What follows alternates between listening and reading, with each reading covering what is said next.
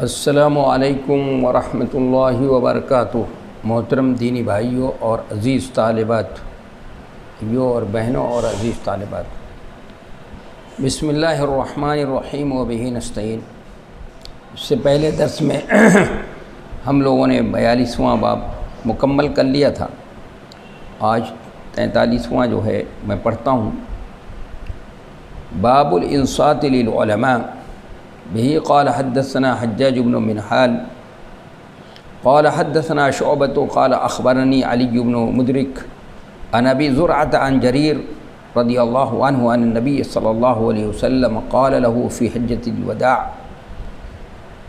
استنصت الناس قال لا ترجعوا بعدي كفارا يضرب بعضكم رقاب بعض وكما قال صلى الله عليه وسلم۔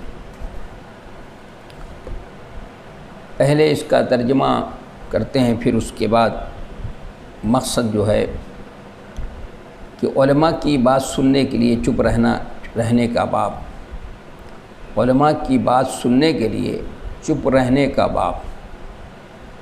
کہا ہم سے بیان کیا حجاج ابن ملحان نے، انہوں نے کہا ہم سے بیان کیا شعبہ نے، انہوں نے کہا مجھ کو خبر دی علی ابن مدرک نے، انہوں نے ابو زرعہ سے، انہوں نے جریر رضی اللہ عنہ سے کہ نبی صلی اللہ علیہ وسلم نے حجۃ الوداع میں ان سے کہا کہ لوگوں کو چپ کرا دو، لوگوں کو خاموش کرا دو۔ پھر فرمایا تم لوگ میرے بعد کافر مت ہو جانا کہ ایک دوسرے کی گردنیں مارنے لگو۔ بڑی اہم حدیث ہے، یعنی باب الانصات للعلماء، یعنی علماء کی بات سننے کے لیے، یعنی علمی مجلس کے جو آداب اس سے پہلے بتائے جا چکے ہیں، اس کو مزید اس کی طرف تھوڑا رہنمائی کرنے کے لیے اس سے پہلے بڑی تفصیل سے شروع میں علمی مجلس کے آداب آ چکے ہیں کہ علمی مجلس میں استاد کے لیے کیا آداب ہیں، اور ایک متعلم کے کیا آداب ہیں، اور پھر سوال و جواب کا طریقہ کیا ہوگا، کس سوال کا جواب فوراً دیا جائے گا، کس سوال کا جواب بعد میں۔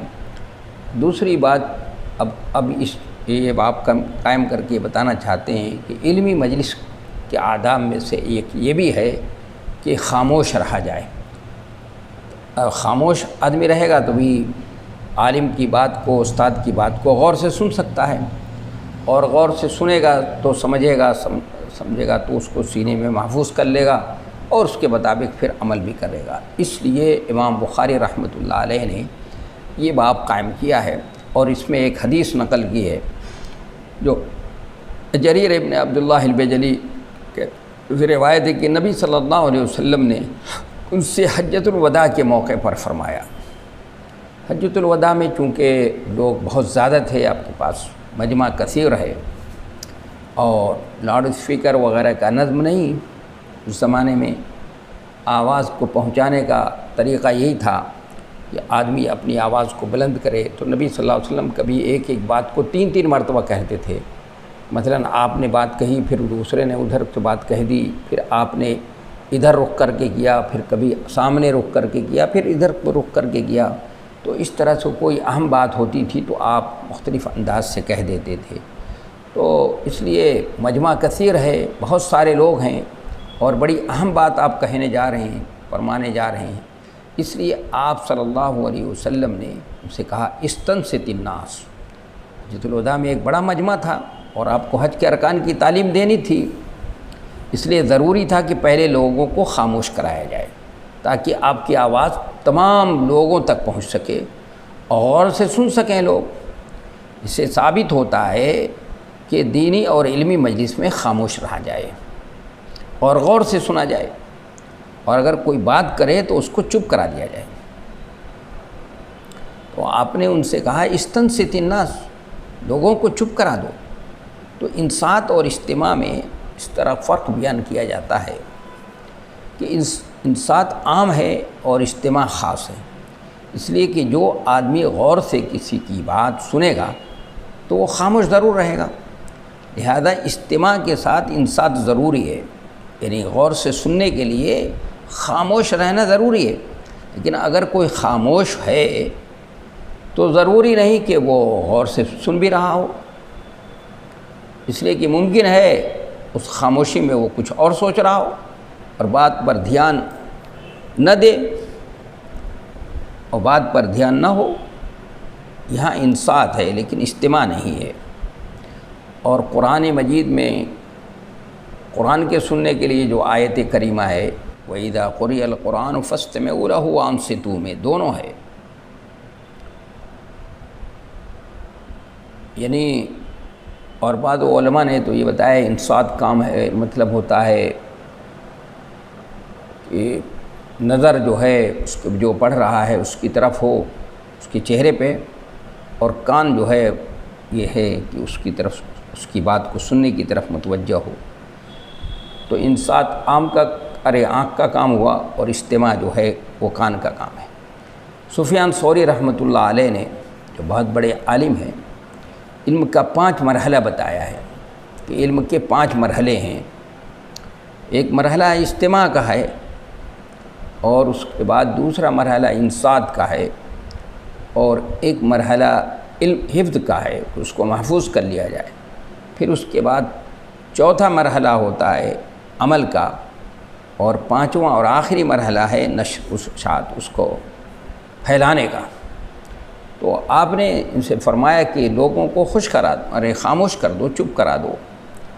پھر فرمایا آپ نے کہ لا ترجعوا بعدی کفارا یضرب بعضکم رقاب بعض۔ کفارا اس میں تشبیہ مقصود ہے،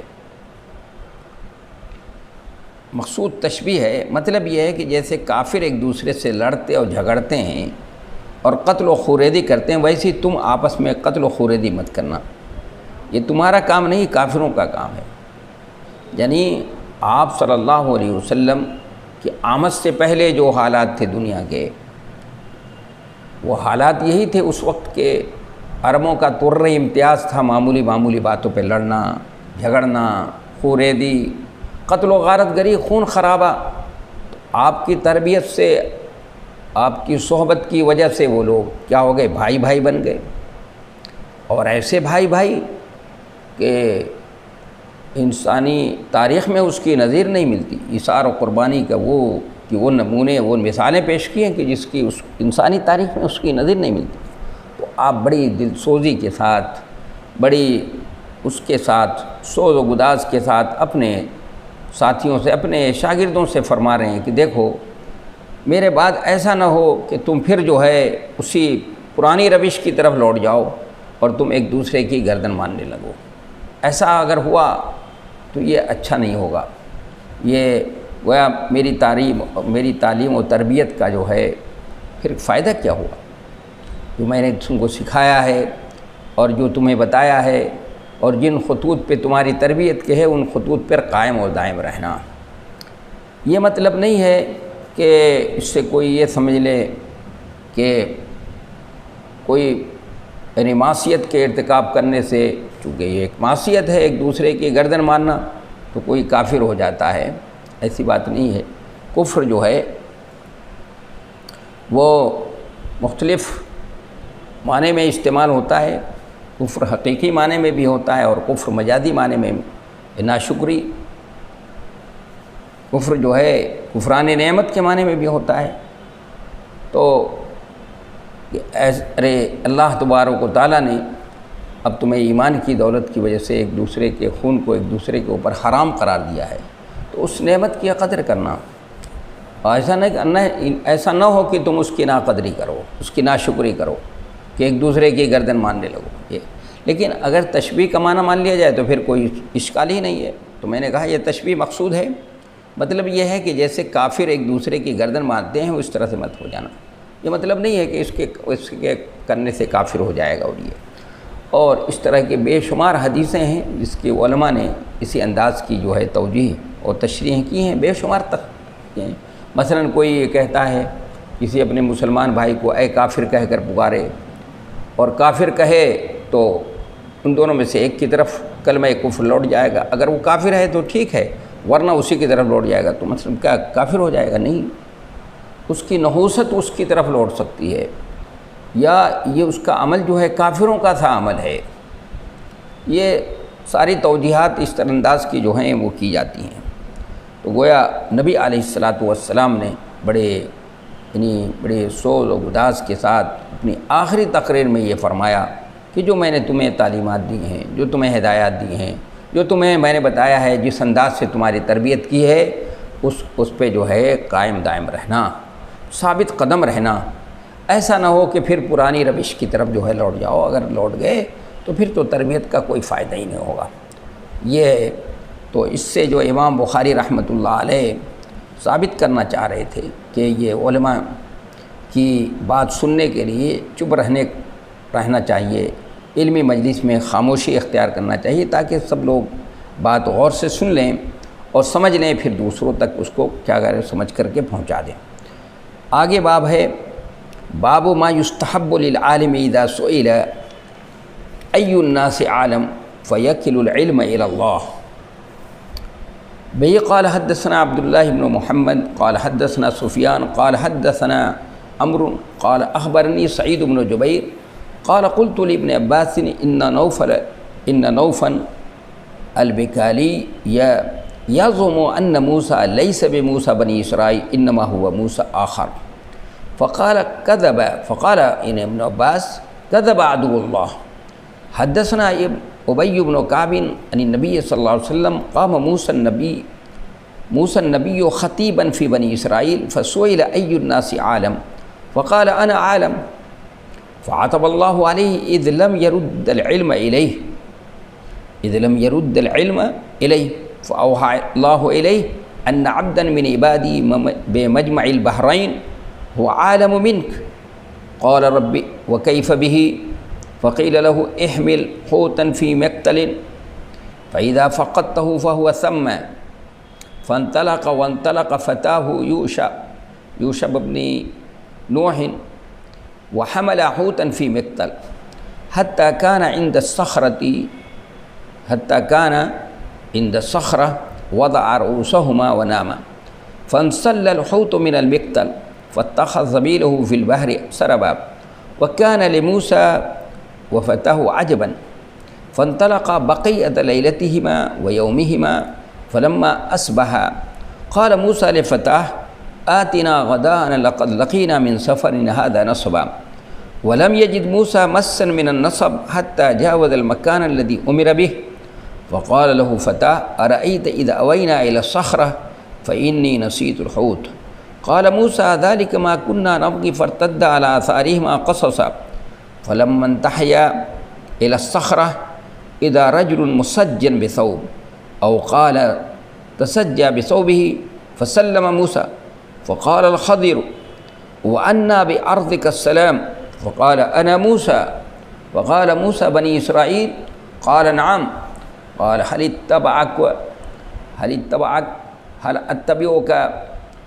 هل أتبعك على أن تعلمني مما علمت رشدا قال هل أتبعك على أن تعلمني مما علمت رشدا قال إنك لن تستطيع معي صبرا يا موسى إني على علم من علم الله علمنيه لا تعلمه أنت وأنت على علم علمكه الله وأنت على علم علمكه لا أعلمه قال ستجدني إن شاء الله صابرا ولا أعصي لك أمرا فانطلقا يمشيان على ساحل البحر ليس لها سفينة ومرت بهما سفينة فكلموهم أن يحملوهما فعرف الخضر فحملوهما بغير نول فجاء عصفور فوقع على حرف السفينة فنقر نقرة أو نقرتين في البحر وقال الخضر يا موسى ما نقص علمي وعلمك من علم الله إلا كنقرة هذا العصفور في البحر فعمد الخضر إلى لوح من ألواح السفينة فنزعه فقال موسى قوم حملونا بغير نول وأمدت إلى سفينتهم فخرقتها لتغرق أهلها قال ألم أقل لك إنك لن تستطيع معي صبرا قال لا تؤاخذني بما نسيت فكانت الأولى من موسى نسيانا فانطلقا فإذا غلام يلعب مع الغلمان فأخذ الخضر برأسه من آلاه فاقتلع رأسه بيده فقال موسى أقتلت نفسا ذكية بغير نفس قال ألم أقل لك إنك لن تستطيع معي صبرا قال ابن عيينة وهذا أوكد فانطلقا حتى إذا أتيا أهل قرية استطعما أهلها فأبوا أن يضيفوهما فوجدا فيها جدارا يريد أن ينقض فأقامه قال الخضر بيده فأقامه قال الخضر بيده فأقامه فقال له موسى لو شئت لاتخذت عليه أجرا قال هذا فراق بيني وبينك قال النبي صلى الله عليه وسلم يرحم الله موسى لوددنا لو صبر حتى يقص علينا من أمرهما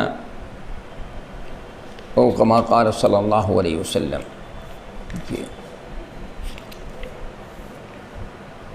کہ باپ جب عالم سے یہ پوچھا جائے کہ لوگوں میں کون سب سے بڑا عالم ہے تو اس کے لیے بہتر یہ ہے کہ وہ کہے اللہ جانے. یہ اس کے بعد اس باب میں امام بخاری رحمۃ اللہ علیہ نے موسیٰ اور خضر کی حدیث کو نقل کیا ہے. اس سے پہلے 2 مرتبہ نقل کر چکے ہیں لیکن وہاں پر مقصد اور تھا. یہ دوسرے انداز سے نقل کیا ہے اس کو کہ کہا ہم سے بیان کیا، ہم سے عبداللہ ابن محمد نے بیان کیا، انہوں نے کہا ہم سے سفیان نے بیان کیا، انہوں نے کہا ہم سے عمرو ابن دینار نے بیان کیا، انہوں نے کہا مجھ کو سعید ابن جبیر نے خبر دی، انہوں نے کہا میں نے ابن عباس سے کہا. نوف بکالی بھی کہتے ہیں بکالی کہتے ہیں کہ وہ موسیٰ خضر والے بنو اسرائیل کے موسیٰ نہیں ہیں بلکہ وہ دوسرے موسیٰ ابن میشا ہیں. تو انہوں نے کہا جھوٹا ہے اللہ کا دشمن. برجستہ بے ساختہ آدمی کوئی غلط بات سنتا ہے کوئی علم والا تو فوراً برجستہ یہی بات کہہ دیتا ہے، اس لیے برجستہ انہوں نے کہہ دیا. ہم سے ابی ابن کعب نے بیان کیا، انہوں نے نبی صلی اللہ علیہ وسلم سے آپ نے فرمایا موسیٰ جو نبی تھے بنی اسرائیل میں خطبہ دینے تقریر کرنے کھڑے ہوئے تو ان سے پوچھ دیا گیا سب سے بڑا عالم کون ہے؟ انہوں نے کہا میں بڑا عالم ہوں. اس پر اللہ نے ان کی سردنش فرمائی، اس لیے کہ انہوں نے علم کو اللہ کے حوالے نہیں کیا، یعنی اللہ جانے نہیں کہا. پھر اللہ نے ان کو وحی بھیجی کہ دو دریاؤں کے سنگم کے پاس میرا ایک بندہ ہے، وہ تم سے زیادہ علم رکھتا ہے. موسیٰ علیہ السلام نے کہا پروردگار میں ان تک کیسے پہنچوں گا کیسے؟ ان کو بتایا گیا کہ ٹوکری میں ایک مچھلی رکھ لو، جہاں وہ مچھلی گم ہو جائے وہیں وہ ملے گا. تو موسیٰ علیہ السلام چل پڑے اور اپنے ساتھ اپنے خادم یوشع ابن نون کو بھی لے لیا اور دونوں نے ایک مچھلی ٹوکری میں رکھ لی اللہ کی ہدایت کے مطابق. جب دونوں اس چٹان کے پاس پہنچے تو اپنا سر زمین پر رکھ کر سو گئے اور مچھلی ٹوکری سے سرک کر نکل گئی اور دریا میں اپنے جانے کا ایک راستہ بنا لیا. ادھر موسیٰ علیہ السلام اور ان کے خادم کے لیے ایک بڑا عجیب واقعہ ہوا. خیر وہ دونوں ایک دن اور رات میں جو حصہ باقی رہ گیا تھا اس میں چلتے رہے. جب صبح ہوئی تو موسیٰ علیہ السلام نے اپنے خادم سے کہا ہمارا ناشتہ لاؤ، ہم کو اس سفر میں تکان ہو گئی ہے. پورے سفر میں موسیٰ کو کوئی تکان نہیں ہوئی مگر جب اس جگہ سے آگے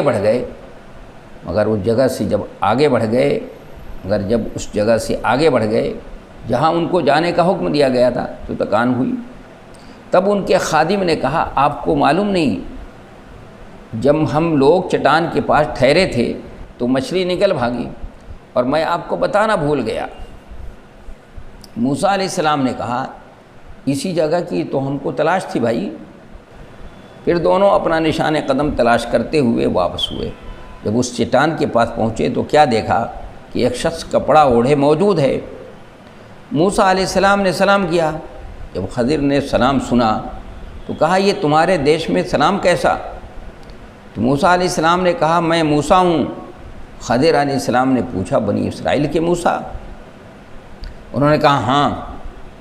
پھر موسیٰ علیہ السلام نے کہا کیا میں اس شرط پر آپ کے پاس رہ سکتا ہوں، یعنی هل اتبعک علی ان تعلمنی مما علمت رشدا، اس شرط پر آپ کے پاس رہ سکتا ہوں کہ آپ کو جو ہدایت کی باتیں سکھائی گئی ہیں وہ مجھے بھی سکھا دیں۔ خضر علیہ السلام نے کہا تم میرے ساتھ صبر نہیں کر سکو گے موسیٰ، دیکھو بات یہ ہے کہ مجھ کو اللہ نے ایک ایسا علم دیا ہے جسے تم نہیں جانتے، اور تم کو اللہ نے ایک ایسا علم دیا ہے جسے میں نہیں جانتا۔